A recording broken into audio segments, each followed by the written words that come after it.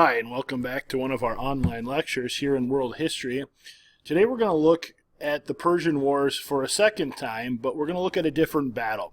We started with the Battle of Marathon, which the Athenians won, pushing Darius and his armies back to Persia.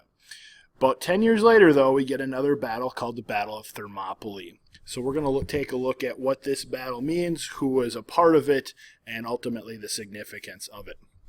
We have two constructive response questions we're going to continue to try to answer here. The same question here to start out with: compare and contrast the Greeks and the Persians. So anything we learn about either side, their fighting techniques, some of their leaders, and some of their motivations, we're going to use to answer that. So that's not a question we can simply answer from this lecture. We're building upon it, and we certainly saw that question last time as well. The second question says, describe what happened and the significance of the Battle of Marathon or Thermopylae. So you sort of get a choice within that question. Since today's lecture is going to be all about the Battle of Thermopylae, we'll have everything we need to answer that paragraph if we choose to go the Thermopylae route.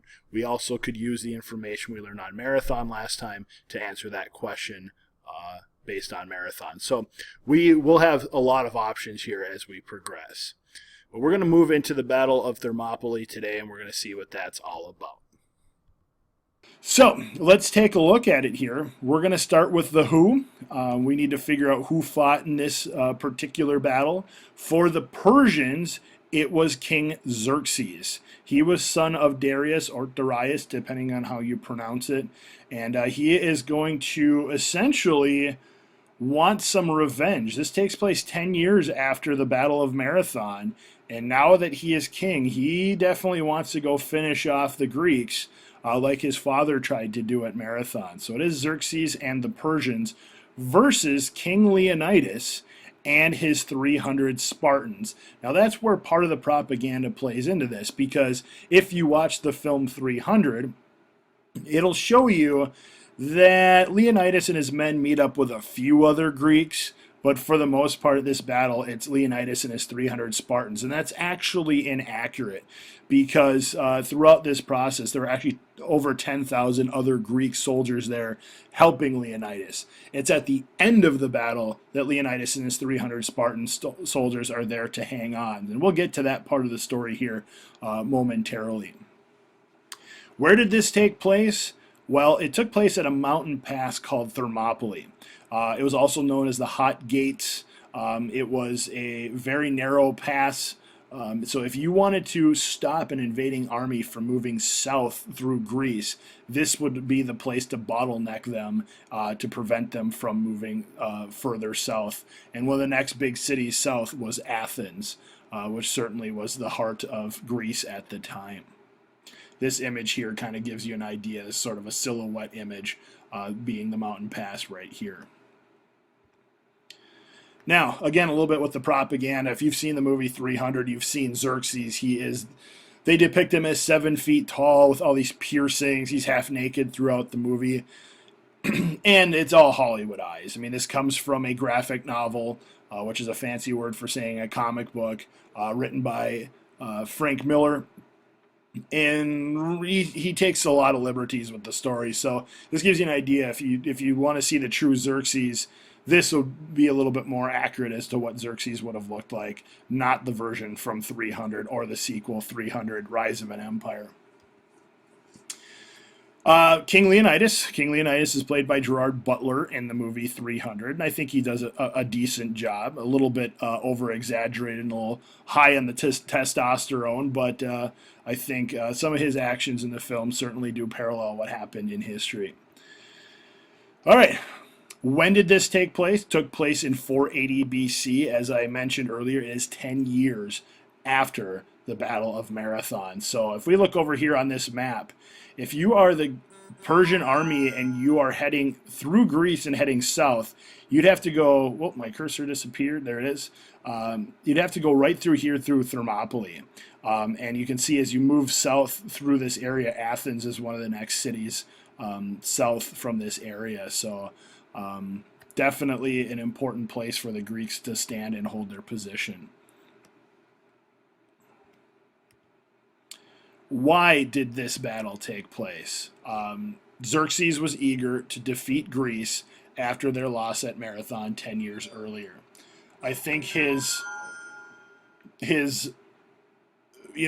sense of revenge was still there, but we also have to take in account that he still wants to conquer Greece. That's still something the Persians want to do. But you would be, kind of hard pressed to ignore the fact that his father had lost 10 years earlier, and that's going to definitely play into this. You can see in this map down here, Xerxes' route from Persia, moving up. That's a long trek to go up north through Macedonia, south through Greece, and then meet at Thermopylae. That would be the path that they took, though. We already said the when. This is just a duplicate for 80 BC. All right, what happened? This is the core of all of this. So, as I mentioned earlier, it's not just the 300 Spartans. There are 10,000 Greeks that are led by King Leonidas, and he's king of Sparta, and he's going to meet the Persians at Thermopylae. At any point in time, please feel free to pause and write this down as you need to. The Greeks knew that the Persians were unfamiliar with the territory, and so the Greeks, in a way, led the Persians into this narrow pass. Unfortunately, there was a goat path that only some farmers and herders in the area knew that could actually outflank the Greeks. Basically, it means that they could go around the Greeks, but the Greeks were hoping the Persians didn't know about it, and up till the battle, they actually didn't know about it. So there was another route around here, and that will matter here very shortly. Because a Greek trader, his name is Ephialtes, and they actually do show him in the film 300. He looks like a kind of grotesque hunchback, a little bit Hollywoodized there. He wants to fight for Leonidas and the Spartans, and they say no. And he just would not have been useful for them. And he's a little scorned by this, so he decides to go to Xerxes and say, hey, Xerxes, I know of a way that you can get around Leonidas and his men. So a Greek trader showed the Persians an alternate route.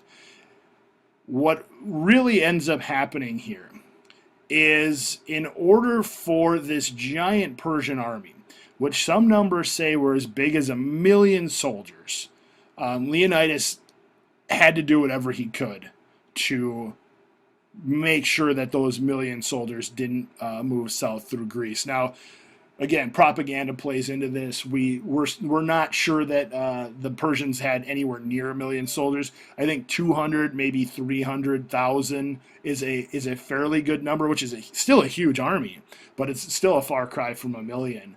But Leonidas and his 300 Spartans decided, hey, well, let's send everybody home. We're going to stay at this mountain pass, and we are going to hold off the Persians. But here's the deal. There's no way you can win this battle. With 300 soldiers, some of the best trained ever in history, you can't defeat 200 to 300,000 Persians. It's not possible. So Leonidas knew this was a suicide mission, but he also knew that if he could hold on for just a couple days, and they did, they held on for 2 to 3 days, that it would allow the people south of there in Greece to get to safety. And that's exactly what happens here. Leonidas and his men stay and they fight, and every single one of them dies to the last man. All of the Spartans and King Leonidas were killed. So your first immediate thought would be, well, that's a huge loss for Greece. I mean, the Persians win, and they do. I mean, absolutely on the battlefield at Thermopylae, the Persians win. So we have to say that. Who won this battle? The Persians. But I think there can be a silver lining in a loss. I'm not taking anything away from what the Persians did here, because after the Persians defeated Leonidas and his men, they moved south into Athens and they burnt it to the ground. I'll show you a little bit about the true character of Xerxes. He actually felt bad about this and ordered it rebuilt the very next day. So that gives you a little more insight about Xerxes that the film 300 does not show.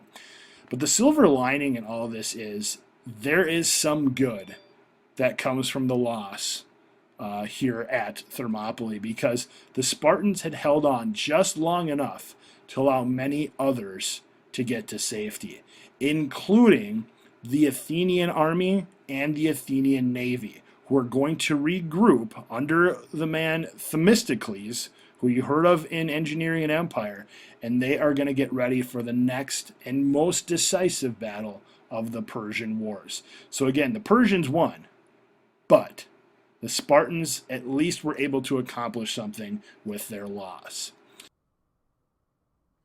All right, we'll try to wrap up our story on the Battle of Thermopylae today by revisiting our two constructive response questions. Again, the first question says, compare and contrast the Greeks and the Persians. Certainly with this battle, we know that the Persians had a much bigger force. The propaganda said that they had upwards of 1 million soldiers. We know that's probably a little too big, but a reasonable estimate might be around 200,000 that were controlled by Xerxes. And they were, they invaded Greece. They wanted to take over Greece. Whereas the Greeks, they basically fought sometimes as a collection of city-states, but oftentimes on their own. As we can see in this story, it was the Spartans who had to hold off the giant Persian force to try to save the rest of Greece. And though they all died, certainly the Spartans were very heroic in what they did. So we can definitely see some differences there in how their militaries operated, and certainly in size and technique. The second question says, describe what happened and the significance of the Battle of Marathon or Thermopylae. So we're going to use this one on Thermopylae. This is where you'd want to talk through the 5 W's. You want to talk about how King Xerxes of Persia tried to invade Greece. He ran into King Leonidas, king of the Spartans, and his 300 men, along with about 10,000 other Greeks to begin with. And they held the Persians off at a mountain pass called Thermopylae. Ultimately, they were unsuccessful, but while they were fighting the Persians, they were able to hang on just long enough to allow the people of Athens and the rest of the Greeks south of Thermopylae to get to safety. So all of those 300 soldiers were killed, including Leonidas himself, but the significance of this is that they were able to allow people to get to safety. And that's going to set up the third battle that we're going to look at tomorrow, the Battle of Salamis. So you can take a look at your notes. You've got the information on what happened there. That was a brief little overview.